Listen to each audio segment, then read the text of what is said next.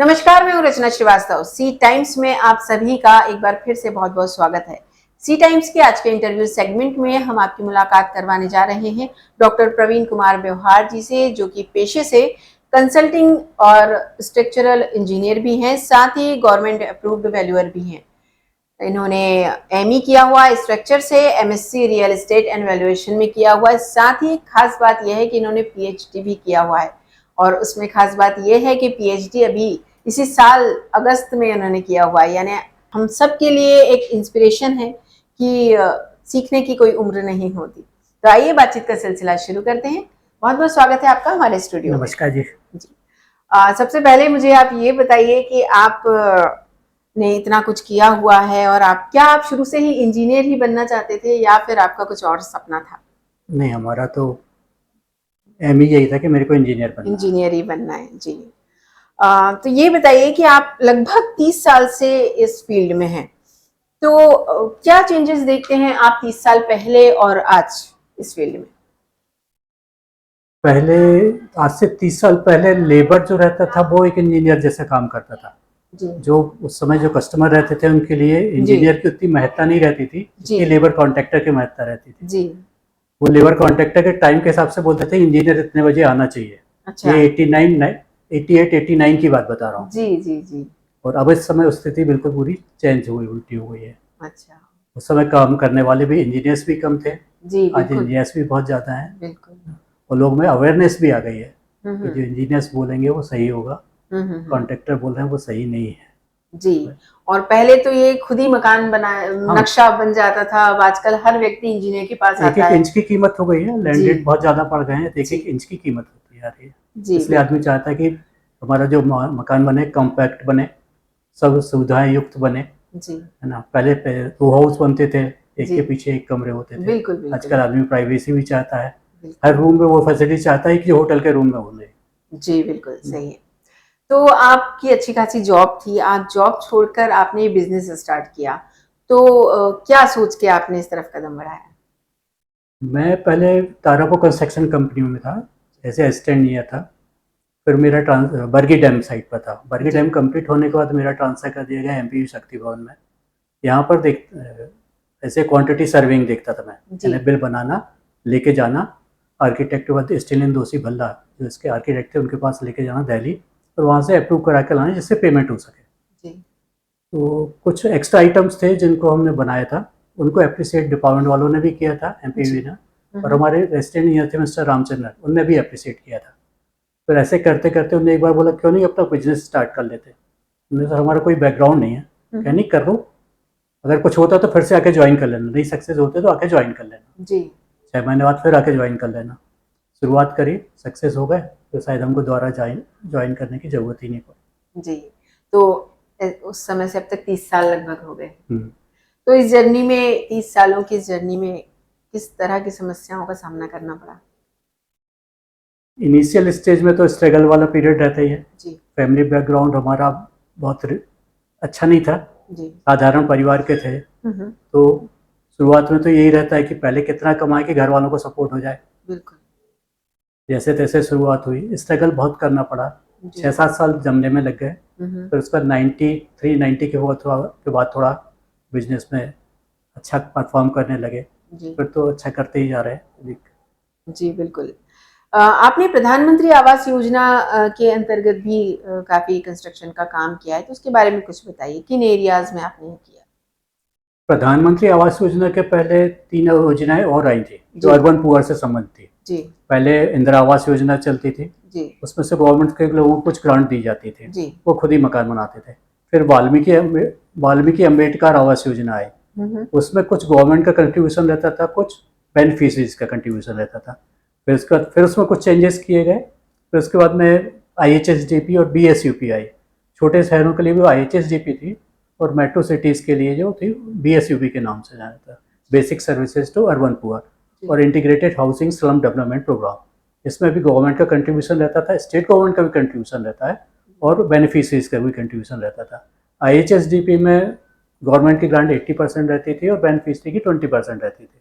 और ऐसे इसमें BSUP में 50% गवर्नमेंट की ग्रांट रहती थी, 20% बेनिफिशियरीज की आती थी, 30% स्टेट गवर्नमेंट की ग्रांट रहती थी। जी इसके अनुसार लगभग हमने BSUP और IHSDP में लगभग 45 जगह के प्रोजेक्ट बनाए थे, उसमें 27-28 जगह के प्रोजेक्ट सैंक्शन करा के भी लाए थे। जी ये अर्बन पुअर के लिए थी, okay basic services to urban poor, जो बिलो पॉवर्टी लाइन जो रहते हैं, EWS हाउसेज बनते हैं। जी 250 स्क्वायर फीट उनका, 25 स्क्वायर मीटर उनका एरिया होता था। 1 रूम किचन लैट्रिन बाथरूम इनको ही बना के प्रोवाइड किए जाते थे। जी जबलपुर में मल्टी स्टोरी बने हैं, दूसरे शहरों में, छोटे शहरों में सिर्फ ग्राउंड फ्लोर में बने हुए हैं। यानी इनका ये था कि स्लम को रिमूव करना है हमको, उनको बेटर लाइफ लिविंग स्टाइल रह सकें, उनका अपग्रेडेशन हो, लिविंग स्टैंडर्ड इम्प्रूव हो और स्लम खत्म हो जाए, जी इसके लिए ये प्रोजेक्ट्स बनाए हुए थे। उसके बाद में प्रधानमंत्री आवास योजना, उसके पहले भी एक और आई थी, राजीव आवास योजना, जी कुछ दिन चली, उसका तो प्रधानमंत्री आवास योजना है। प्रधानमंत्री आवास योजना में भी जबलपुर का भी प्रोजेक्ट बनाया है और दूसरे शहरों के भी बनाए हमने, काफ़ी चल रहे हैं। इनमें भी यही है कि कुछ बेनिफिशियरी का कंट्रीब्यूशन है, कुछ गवर्नमेंट का कंट्रीब्यूशन। लैंड जो रहती है गवर्नमेंट इनको फ्री ऑफ कॉस्ट देती है, 1 रुपये के प्रीमियम पे म्यूनसिपल काउंसिल या जो भी लोकल बॉडीज हैं उनको अलॉट करती है। ओके, यानी आप जबलपुर के बाहर भी काम जी हाँ। किया है आपने। जी, तो ये स्लम एरियाज में काम करने में किस तरह की दिक्कतें आती हैं? स्लम एरिया में काम करने में बहुत दिक्कतें आती हैं। जी, सबसे पहले बड़ी- लोगों को कन्विंस करना है, ऐसा तो नहीं जी। हमारे तोड़ने के लिए आ रहे हैं मकान, हाँ। सर्वे कर रहे हैं तो यानी मकान टूटेगा, जी उनका एक ही एम रहता, सर्वे हो रहा है तो मकान टूटेगा। सर्वे करने में दिक्कत जाती थी, कई बार हमारे इंस्ट्रूमेंट ही गायब हो गए। हम्म, सर्वे का हम जी। बात कर रहे हैं वैसे ज़्यादा इंस्ट्रूमेंट ही गायब हो गए। जी जी जी सर्वे एरिया में रहने वालों की बहुत पुअर स्थिति है ना। जी अपन सोच नहीं सकते उस किस स्थिति में वो लोग रहते हैं और जी, उनकी बिल्कुल, इनकम क्या बिल्कुल। है।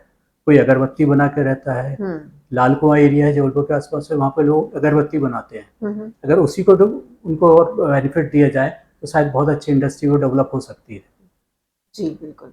ऐसे उन्हें एक तो डर पहले से है कि यहाँ से हटा दिया जाएगा, फिर कहीं मिला या नहीं नहीं मिला मिला। वो बात की बात। दूसरी बात ये है कि ये मल्टी स्टोरी में रहने के आदी नहीं है। जी अभी उनको- 2000 स्क्वायर फीट में कब्जे करके रखे हुए हैं, वहाँ हम्म। 250 स्क्वायर फीट का मकान मिलेगा। जी लिविंग स्टाइल नहीं ऐसे नहीं है कि हम शेयर कर सकें किसी चीज़ को।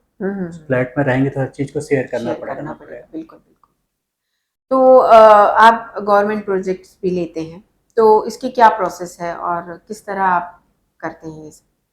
गवर्नमेंट की गाइडलाइन को फॉलो करना पड़ता है, उनकी जो टेंडर प्रोसीजर होती है वो फॉलो करना पड़ते हैं। तो टेंडर्स में भी कहीं कहीं कंडीशंस आ जाती हैं, जी जिनने इस टाइप के 3 प्रोजेक्ट बनाए हों या 5 प्रोजेक्ट बनाए हों जिनको सैंक्शन हो अच्छा, गया हो, ओके। वो भी कोई लोकल बॉडीज चाहेगी कि हमारा प्रोजेक्ट बने उसको सैंक्शन हो जाना चाहिए। हाँ ये जी, नहीं कि बार बार उसमें क्वारीज आती जा रहे हैं वापस लौट के आए। जी वो भी चाहते हैं ऐसे लोग मिलें जो इसने इस फील्ड में काम किया हो, हाँ, एक्सपीरियंस एक्सपीरियंस हो। जी बिल्कुल। तो आपके मेजर प्रोजेक्ट्स के बारे में कुछ बताइए। मेजर प्रोजेक्ट्स में तो पूरा रसल चौक में जितनी होटल हैं सभी हमारे यहाँ द्वारा बनाई अच्छा, गई हैं, जी चाहे वो अरिहंत पैलेस हो, शिखर पैलेस हो, वर्धमान टावर हो जी ना। पुरानी एक बंजारा होटल थी तो जी। आजकल से चेंज हो गया उसका नाम। ये सब हमारे यहाँ के कंस्ट्रक्शन है। अच्छा ज्ञान गंगा स्कूल है, जी ज्ञान गंगा इंजीनियरिंग कॉलेज है, ज्ञान गंगा कॉलेज ऑफ टेक्नोलॉजी है, ये सब हमारे यहाँ के प्रोजेक्ट्स हैं।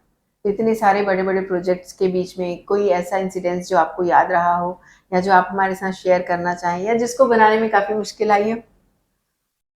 GGITS वहाँ पे ऊपर देखते थे तो साइड पे मुरम निकल जाते थे, जब एक्सप्रेशन करते थे तो रॉक आ जाती थी, या कहीं रॉक होती थी तो वहाँ पर एक्सप्रेशन करते थे तो मुरम आ जाती थी। जी साइड पे ही हमको कुछ डिसीजन रहने पड़ते थे। चाचा जी जो DC जैन साहब हैं, वो लोग हम लोग साइड पे ही डिसीजन लेके बनाते थे। हमको 2 महीने में एक फ्लोर कंप्लीट करना था, जी जिससे AICT की जो टीम आए उनको विजिट करा सकें कि इतना एरिया हमारा कंस्ट्रक्शन हो सका। उसमें वो एक चैलेंजिंग प्रोजेक्ट था, क्योंकि एजुकेशन के नाम से अलग रहते हैं। हमको लैब के लिए इतना बड़ा हॉल चाहिए, जी फिर कॉलम लेस चाहिए जी, जिससे जी, यूटिलिटी ज़्यादा हो। हाँ उसमें इनिशियल स्टेज में दिक्कत आई, तो जी। देखने में आज की स्थिति काफ़ी अच्छा लगता है। बिल्कुल बिल्कुल। तो आप आज जिस ऊंचाई पर हैं, जिस बड़े लेवल पे आपका कारोबार चल रहा है, तो जाहिर है लीगल इश्यूज भी होते ही होंगे, तो कैसे टैकल करते हैं आप इन चीजों को? कोई भी समस्या आती है तो उसका निराकरण भी अपने आप सामने आ ही जाता है। बिल्कुल बिल्कुल हाँ। सही बोल रहे हैं। समस्या लेके आएगी तो निराकरण तो होंगे, और जब जी। काम करेंगे तो कुछ ना कुछ गलती होंगी। जी गलती होंगी तो उनकी समस्याओं का समाधान तो करना ही पड़ेगा आपको। बिल्कुल बिल्कुल। कोई भी प्रोजेक्ट होता है तो जो भी आप कंस्ट्रक्शन करते हैं तो मेन समस्या होती है पानी की या ड्रेनेज की होती है या सड़कों की होती है। इस तरह इसको किस तरह डील करते हैं? कोई भी प्लानिंग करते हैं तो पहले ड्रेनेज प्लान भी बनाया जाता है। जी। प्लानिंग फाइनल होने के बाद ड्रेनेज प्लान बनाया जाता है, तो हमको ड्रेनेज कहाँ निकालेंगे। सो मैं मैक्सिमम अभी भी ओपन ड्रेन ही है जबलपुर में, जी तो ड्रेनेज प्लान बना के जब हमको म्यूनसिपल जो ड्रेन है उसमें लाकर उसको कनेक्ट करना है।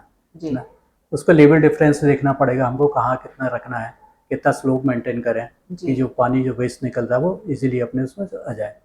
सबसे बिल्डिंग में सबसे बड़ा इम्पोर्टेंट प्रॉब्लम वो चीज़ है, वो है बिल्कुल ड्रेनेज का ही है। बिल्कुल, क्योंकि कई एरियाज में देखा है मल्टी तो बड़ी शानदार बनी हुई है, लेकिन थोड़ी दूर पे जाके किसी प्लॉट में पानी भर हाँ रहा है ड्रेनेज तो उसको आगे तक नहीं लेकर जाते, वहीं तक वहीं छोड़ दिया मेन जाता रोड से है। कनेक्ट कर जी देते। जी जी, तो वही सबसे बड़ी समस्या थी। क्या कभी ऐसा भी हुआ है कि आपका कोई कंस्ट्रक्शन किसी अतिक्रमण में आया हो या टूटा हो बनने के बाद? ऐसा कोई काम ही नहीं किया कि जिसमें तोड़ने वाली स्थिति आए। हाँ, यानी शुरू से पूरा शुरू, हाँ, प्लानिंग के प्लानिंग के साथ साथ लिए पूरे अप्रूवल लेने के बाद ही काम उसके शुरू बाद ही किया। किया हाँ, है। जी ऐसा कभी मौका ही नहीं आया अभी तक। जी। ये बताइए कि किसी भी प्रॉपर्टी को खरीदने के लिए किन किन बातों का या किन खास बिंदुओं का ध्यान रखना चाहिए आम जनता को? पहले तो टाइटल क्लियर होना चाहिए हम्म, कि जो प्रॉपर्टी ले रहे हैं किसी ट्रस्ट की ना हो, या ट्रस्ट की हाँ है तो प्रॉपरली उसके अप्रूवल हो, है बिल्कुल। ना। तो उसका तो उसकी प्रॉपर अप्रूवल लिए गए हों, पहले टीएनसीपी से लेआउट हुआ हो, नगर हम्म निगम से हुआ हो, नगर निगम की डेवलपमेंट परमिशन हो, हम्म, नगर निगम में कितने प्लॉट मॉर्गेज हैं, वो चीज़ उसको मालूम होना चाहिए। नहीं हो तो नगर निगम की साइट पे जाकर भी चेक कर सकता है जी वहाँ पे। जी जी ये सब चीज़ क्लियर होना चाहिए। और उस बिल्डर की रेपुटेशन क्या है जो बना के दे रहा है, टाइमली कंप्लीट करेगा कि 2-4 साल डिले करेगा। जी फ्यूचर भी अपने को देखना पड़ेगा कि मतलब बिल्कुल आपकी ईएमआई चालू हो गई और मैं प्रोजेक्ट ही कंप्लीट नहीं हो रहा। बिल्कुल बिल्कुल। ये भी एक समस्या अक्सर देखी गई है, थोड़ा उस पर बताइए हमारी जनता को कि रजिस्ट्री कराने के बाद भी हम्म। अ, कई सालों बाद अगर पता करते हैं तो वो आपके नाम नहीं चढ़ा होता खसरा नंबर में या जो भी आपका फाइल है। तो ये समस्या क्यों आती है? रजिस्ट्री कराने के बाद एक आम व्यक्ति ये समझता है कि अब ये चीज हमारी हो गई। अब इसके बारे में तो ज़्यादा एडवोकेट ही बता पाएंगे कि लीगली प्रॉब्लम है, ये क्यों जी होता है जी कि पहले ज़मीन आपके नाम पर थी, सीलिंग में कैसे आ गई, ये सीलिंग का नाम कैसे चढ़ गया, जी, है ना। मतलब ये भी उन्हीं पॉइंट्स में से है जब हमें ध्यान रखना चाहिए हम्म। कि किन बातों को ध्यान में रख के ही हमें कोई प्रॉपर्टी का पुराना खसरा निकलवा लें अपन, जी 15-20 साल लेन का देन ज़्यादा है तो करना। वो जी चीज़ क्लियर हो जाती है। जी बिल्कुल बिल्कुल। आजकल वास्तुशास्त्र का काफी प्रचलन है, तो क्या आप भी अपने कंस्ट्रक्शन बिल्डिंग में इस चीज का ध्यान रखते हैं? देखिए, प्रोजेक्ट प्लानिंग कोई भी की जाती है ओरिएंटेशन ऑफ सन के ऊपर डिपेंड करती है ना। जी हम लोग को सिविल इंजीनियरिंग में पढ़ाया जाता है अच्छा ओरिएंटेशन ऑफ सन। जी कोई जी भी प्लानिंग होगी, अपन पश्चिम प्लानिंग करेंगे, अपन सूर्य पूर्व से निकलेगा, वो पश्चिम से कभी नहीं निकल सकता। हम्म हमको उसका बेनिफिट मैक्सिमम लेना है। हवा चलेगी 10 महीने पश्चिम से पूर्व की ओर चलेगी, 2 महीने पूर्व से पश्चिम की ओर चलेगी। जी इनका नेचर का सबसे ज़्यादा एडवांटेज लेना है तो हमको इनको फॉलो करना पड़ेगा, तभी हमको एडवांटेज मिलेगा। जी अगर पूर्व में हम ब्लाइंड वॉल उठा बना देंगे पूरे, जी तो हमको सूर्योदय कब हो रहा पता ही नहीं पता ही चलेगा नहीं चलेगा, चलेगा सनलाइट नहीं आएगी, सनलाइट, काफी हाँ। सारी प्रॉब्लम्स। ये बताइए कि रियल एस्टेट में इन्वेस्टमेंट करना आजकल उतना प्रॉफिटेबल नहीं रह गया है, खासतौर से कोरोना के बाद। तो इस पर आप क्या कहना चाहेंगे? लोग अब अपनी हेल्थ पॉइंट ऑफ व्यू से भी थोड़े बेनिफिट अपने लिए बचा के सोचने लगे हैं जी कि मकान जितना एक है वही रह जाए, जी दूसरे की ज़रूरत कम है, परंतु हमको कुछ बीमारी आ गई तो उसके लिए तो हम पैसा बचा के रखें अपने पास में। बिल्कुल बिल्कुल जी। स्ट्रक्चरल इंजीनियरिंग हो या आर्किटेक्चर हो, इस फील्ड में मतलब क्या भविष्य देखते हैं आप आज के युवाओं के लिए? अच्छा स्कोप है, नोबल प्रोफेशन है। शुरू में जमने में टाइम लगता है, हम्म, आपके फंडे क्लियर हों तो फिर आगे तो कोई दिक्कत नहीं होती मेरे हिसाब से। जी जी जी। आजकल शहर हो या गांव, हर जगह कंक्रीट के जंगल इकट्ठे बनते जा रहे हैं, हरियाली कम होती जा रही है। तो इसको आप किस तरह देखते हैं या इसके लिए आप क्या कर रहे हैं? क्योंकि ये सीधा सीधा हेल्थ से कनेक्ट होता है।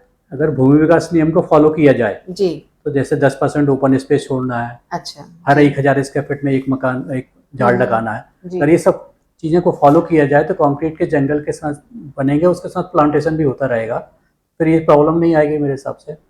जी। तो आप वैल्यूअर भी हैं, तो हमें ये बताइए कि वैल्यूएशन ऑफ प्रॉपर्टी किस चीज पर निर्भर करती है?